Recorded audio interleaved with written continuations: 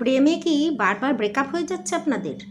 বারবার কোনো একটা, আপনারা দুজনেই ভীষণ ভালো, কিন্তু কোনো একটা সামান্য কারণে কি আপনাদের দুজনে মনোমালিন্য হচ্ছে, ব্রেকআপ হয়ে যাচ্ছে, বা ছেলেপক্ষ দেখতে এসে আপনাকে পছন্দ করছে না, কোনো একটা ব্যাপারে ভালোবাসার ক্ষেত্রটা কি খামতি রয়েছে কোনো, জানবেন আপনার শুক্র খারাপ হয়ে গেছে।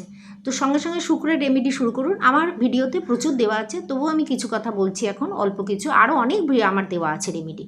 শুক্র খারাপ মানেই কিন্তু আপনার নিম্নাঙ্গ পরিষ্কার রাখতে হবে।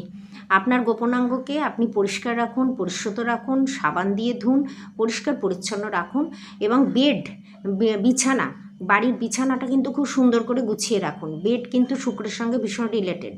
তো বিছানা পরিষ্কার রাখুন, হ্যাঁ, আর আর মিষ্টি জিনিস একটু খান, হ্যাঁ, আর শুক্রদেব তো ভীষণ পরিষ্কার পরিচ্ছন্ন থাকতে ভালোবাসেন, সেন্ট ফেন্ট মাখুন, তাহলেই সব ঠিকঠাক হয়ে যাবে।